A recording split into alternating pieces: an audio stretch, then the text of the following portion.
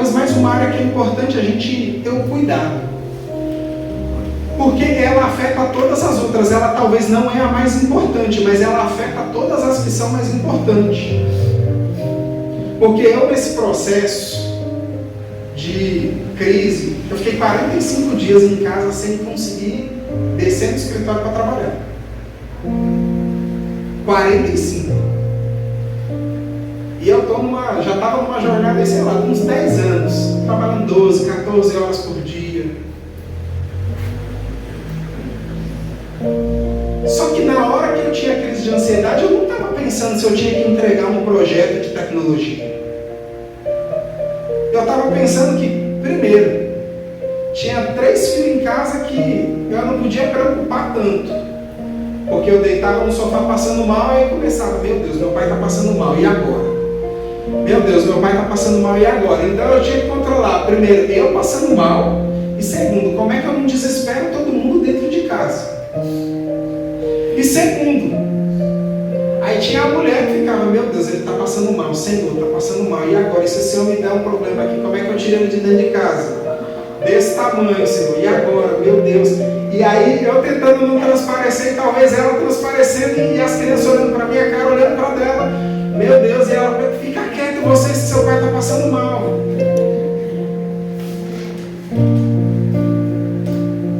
Vocês dão risada, mas não era fácil não. E aí, para melhorar a situação, glória a Deus por isso, surgiu o quarto, o Miguel. E aí não podia preocupar mais ainda, porque aí tinha mais um sendo gerado. Falei, pronto, agora é uma gestante que não pode passar nervoso, principalmente no primeiro trimestre. 3 crianças pequenas e eu achando que ia morrer dentro de casa. E o boleto chegando, a conta de luz não esperou não. Falei, Senhor, e agora?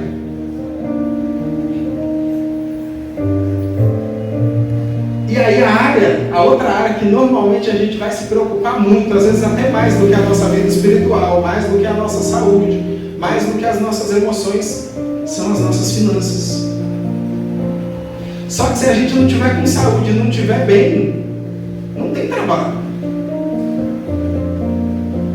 Não tem renda.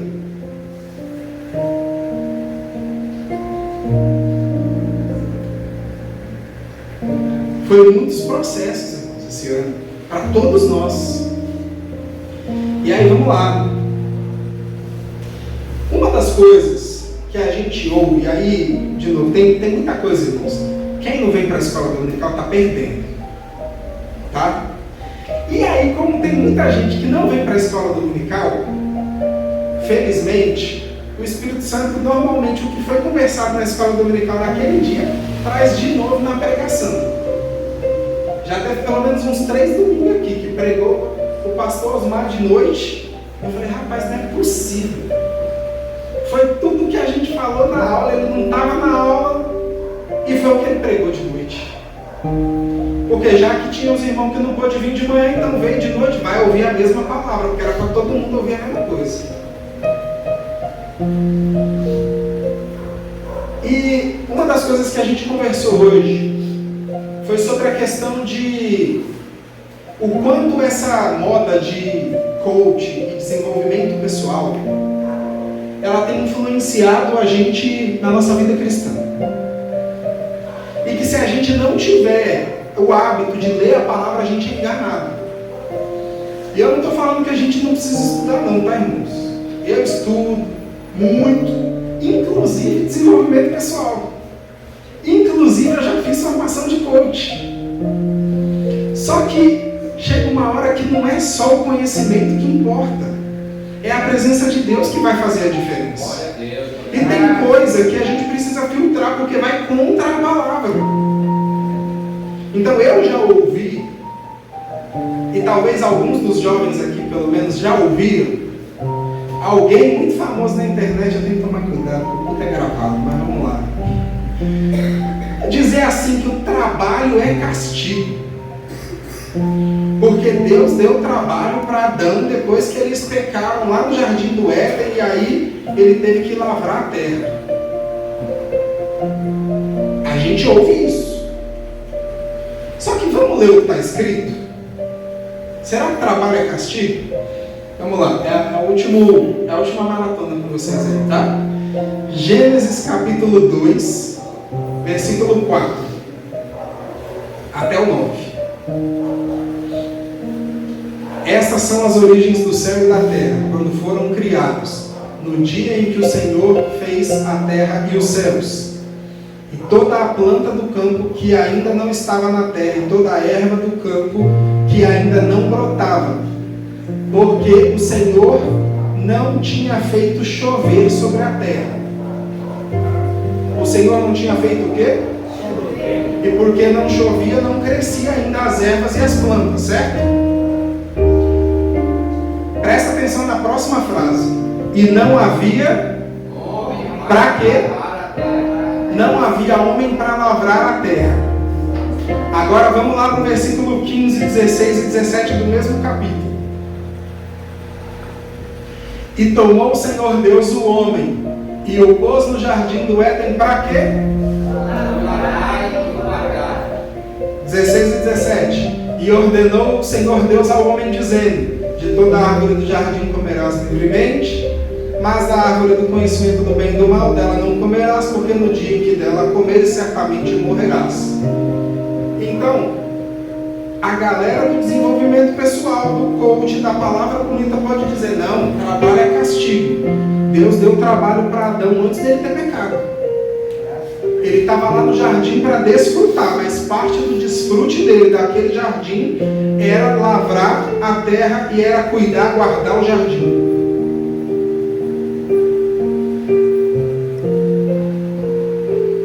Segunda Tessalonicenses, capítulo 3, versículo 10 ao 13.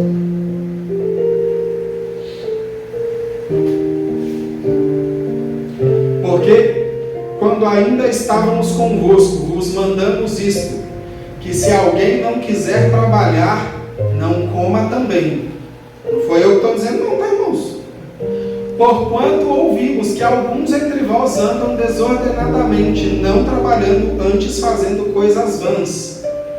A esses tais, porém, mandamos e exortamos por nosso Senhor Jesus Cristo, que trabalhando com sossego, comam seu pão, seu próprio pão. 13.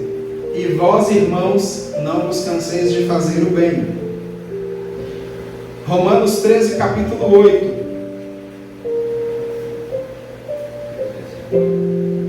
Romanos 13, versículo 8. A ninguém devais coisa alguma, a não ser o amor com que vos ameis uns aos outros, porque quem ama uns aos outros cumpriu a lei. Último versículo, Provérbios, capítulo 21.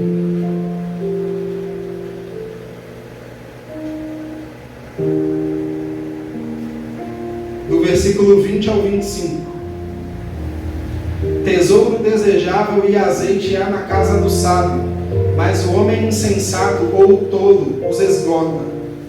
O que segue a justiça e a beneficência achará a vida, a justiça e a honra. O sábio escala a cidade do poderoso e derruba a força da sua confiança. O que guarda a sua boca e a sua língua guarda a sua alma das angústias. O soberbo e presumido zombador é o seu nome. Trata com indignação e soberba. O desejo do preguiçoso o mata, porque as suas mãos recusam trabalhar. Então, a Bíblia, primeiro, trabalhar não é castigo. Deus não castigou o homem porque o homem pecou. O que Deus disse para ele foi: agora você vai ter mais dificuldade para tirar coisas da terra. Falou para a mulher: agora você vai ter mais dores quando você der a luz. Mas ele já tinha a missão e o dever de lavrar a terra e de cuidar do jardim. Então, a primeira coisa, irmãos, a gente precisa sim buscar formas de ganhar dinheiro. Só que a gente precisa fazer um filtro nessas formas de ganhar dinheiro, Porque a gente precisa ganhar dinheiro de forma lícita e de forma que a gente não se envergonhe. E de forma que a gente não envergonhe o nome de Deus. Hoje de manhã a gente estava falando aqui sobre essa questão de jogos de azar. Que como é que o povo cai. Só que na verdade, a gente chegou na conclusão de por que o povo muitas vezes perde dinheiro com isso. Porque você entra lá no joguinho, tipo do gatinho feroz, para não dizer o nome certinho do aplicativo. Aí você coloca R$5 lá e você ganha. Aí você fala, opa, ganhei 5. Aí você coloca 10. Aí você ganha. Você fala, rapaz, vou botar 10. Aí você põe 10, aí você ganha. Aí você põe 20, 50. Você vai ganhando, você fala, quer saber de um negócio? Eu vou vender meu carro. E eu vou colocar aqui. Aí você coloca lá, R$15 mil e perde tudo. Então sempre tem uma isca, alguma coisa que vai atrair os nossos olhos.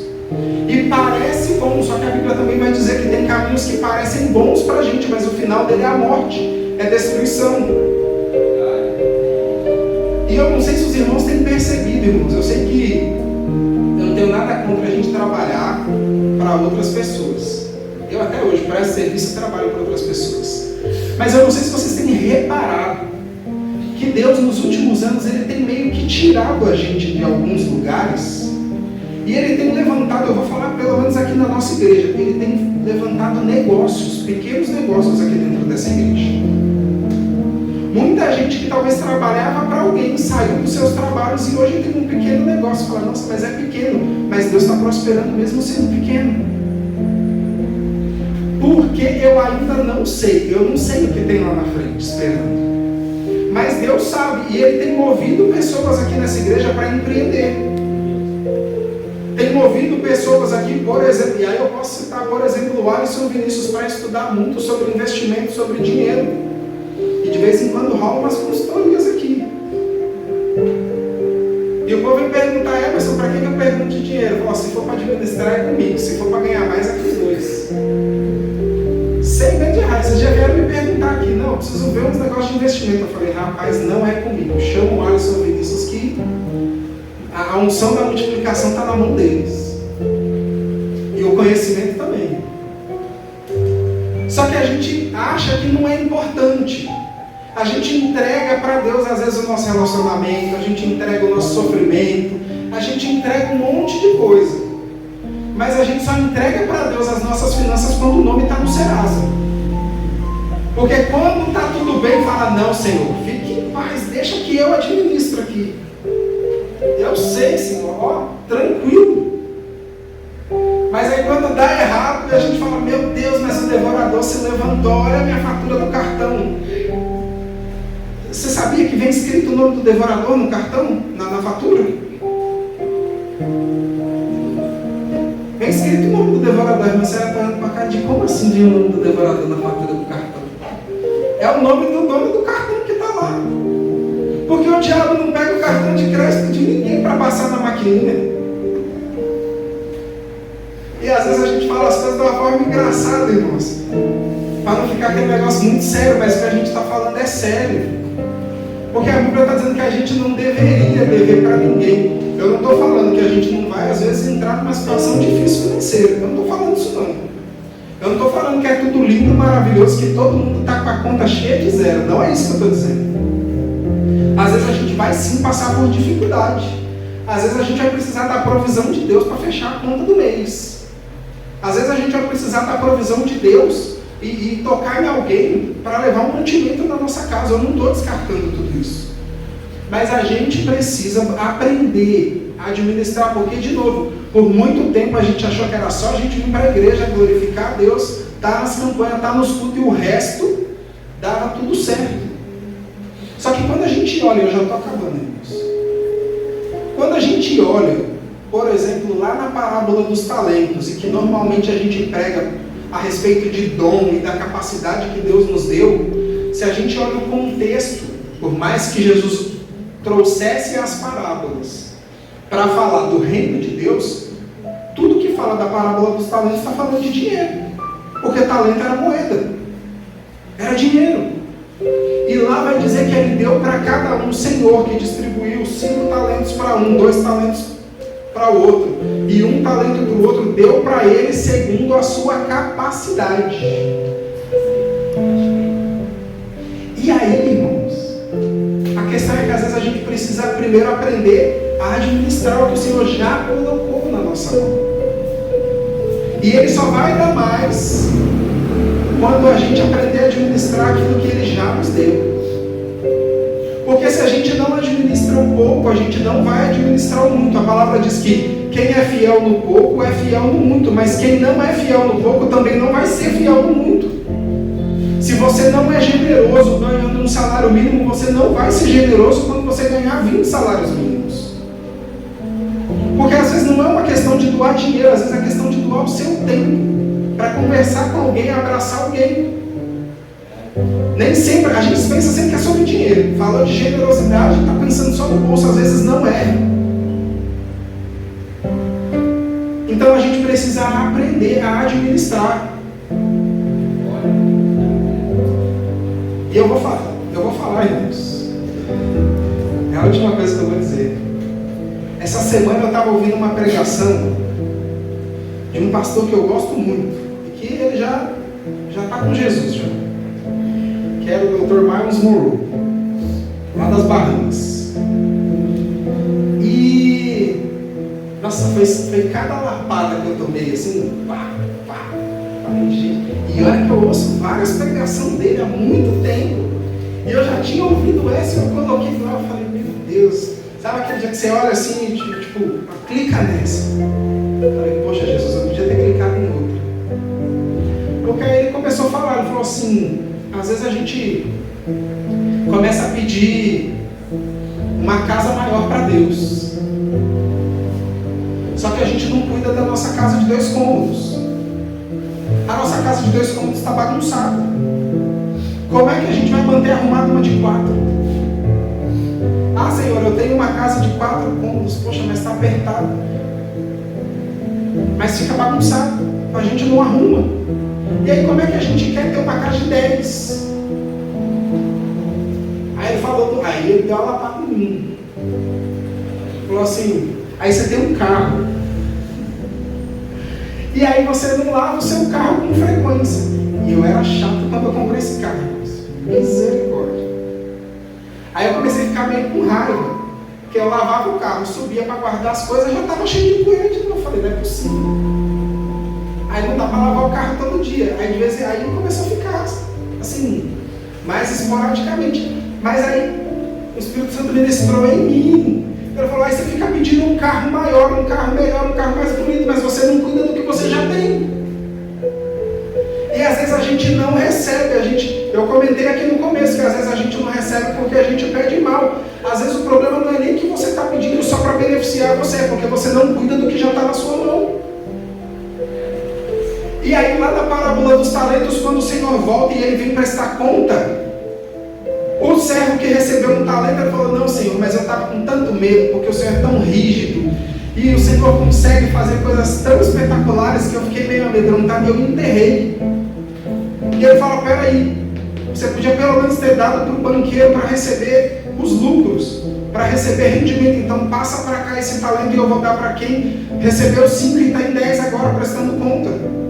Ele falou, o que tem pouco, já que não administrou, eu vou tirar e eu vou dar para quem administrou melhor. Então, de novo, a gente também, às vezes a gente apanha 2 vezes, então, estudando a palavra, e quando a gente prega,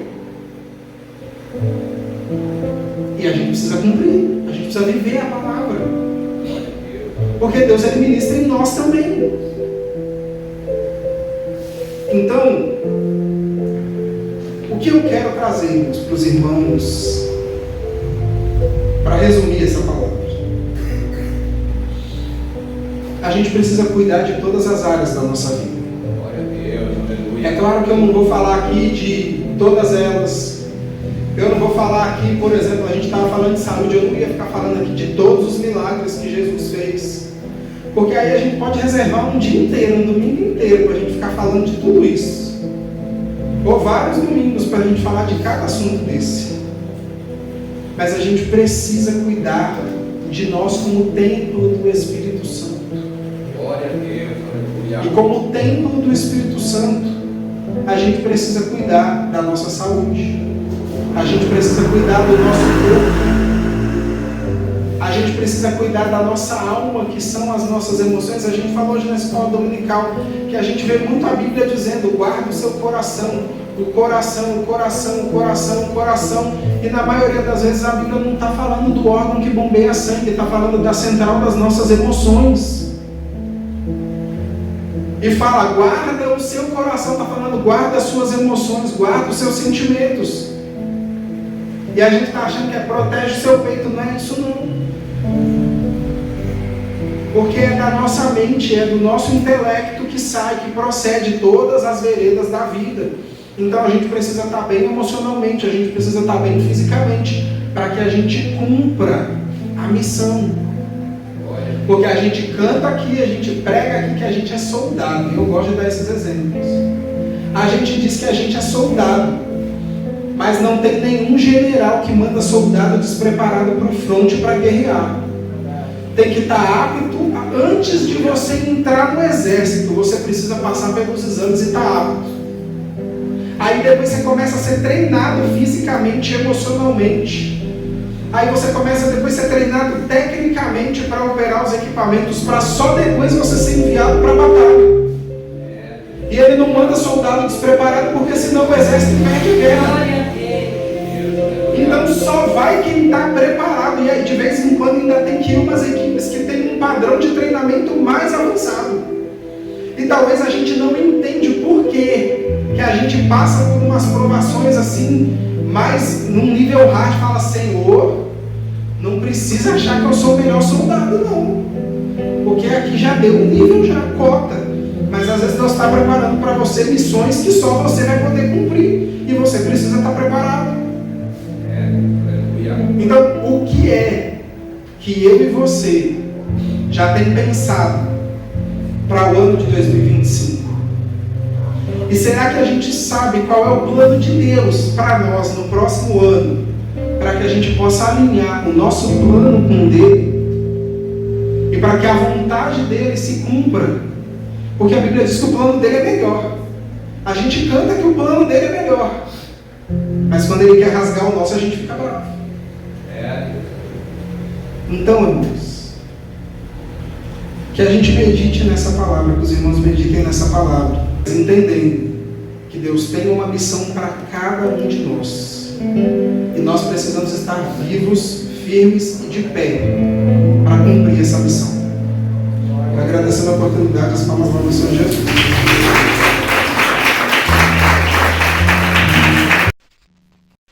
Se você quer aprender como ganhar dinheiro pela internet, se você já está ingressando nesse mercado de marketing digital, se você já está tentando monetizar com suas redes sociais, ou se você nem sabe e quer aprender do zero, passo a passo, eu vou deixar aqui na descrição o link do treinamento que eu indico para quem quer aprender como ganhar dinheiro na internet. Eu já sou aluno desse treinamento há pelo menos 2 anos. Você não precisa assistir todas as aulas para começar. Tem módulos específicos para você começar a ter ganhos rápidos já, e aí aos poucos você ir estruturando seu negócio online. Então, se você quer aprender como ganhar dinheiro pela internet, clica no primeiro link que eu vou deixar aqui na descrição. E se fizer sentido para você, faz a sua inscrição lá no treinamento, porque eu tenho certeza que vai ajudar você.